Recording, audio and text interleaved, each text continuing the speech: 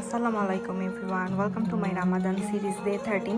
তো আজকে আমি বানাবো হারিয়ালি চিকেন চিজ কাবাব। তো এখানে আমি ব্লেন্ডারের জারের মধ্যে চিকেন নিয়েছি কিউব কিউব করে কাটা, অ্যান্ড এটার মধ্যে দিয়ে দিলাম আদা রসুন বাটা অ্যান্ড কালো গোলমরিচ গুঁড়া, দেন দিয়ে দিচ্ছি চিলি ফ্লেক্স অ্যান্ড দিয়ে দিচ্ছি চাট মশলা, দিয়ে দিব গরম মশলা, একটু জিরা গুঁড়া অ্যান্ড কাঁচামরিচ কুচি অ্যান্ড লবণ দিয়ে এগুলাকে আমি ব্লেন্ড করব। অ্যান্ড আমি এটাতে ব্রেড দিতে ভুলে গিয়েছিলাম, নাও আমি এটাতে দুই পিস ব্রেডকে পানিতে এভাবে ভিজিয়ে নিয়ে অ্যান্ড পানিটাকে বের করে হাত দিয়ে চেপে বের করে নিয়ে দেন এটাতে দিয়ে দিব অ্যান্ড এটাকে অ্যাগেন ব্লেন্ড করব একদম স্মুথ করে। না আমার ব্লেন্ড করা হয়ে গেছে অ্যান্ড এগুলোকে আমি একটা বলে নিয়ে নিচ্ছি।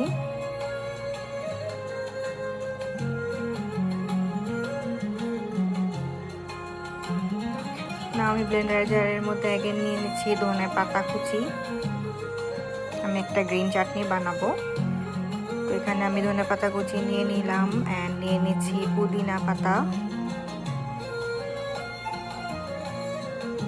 অ্যান্ড দিয়ে দিচ্ছি দুইটা রসুনের টুকরা অ্যান্ড দুটা কাঁচামরিচ অ্যান্ড একটু লবণ দিয়ে অ্যান্ড পানির বদলে আমি দুইটা আইসের কিউব দিয়ে দিচ্ছি অ্যান্ড এটাকে ব্লেন্ড করে নেব।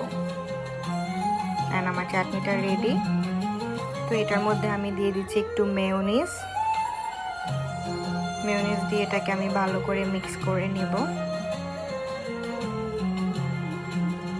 অ্যান্ড দিয়ে দিব একটু লেবুর রস।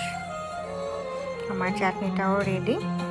নাও আমি এখানে হাতে তেল মাখিয়ে মাংসর কিমার মিক্সারটা হাতে এভাবে নিয়ে দেন এটার মধ্যে একটা স্লাইস চিজ দিব অ্যান্ড মিডলে পুদিনার চাটনি দিয়ে এভাবে সুন্দর করে ভিতরে দিয়ে গোল করে কাবাবের মতো করে নিব।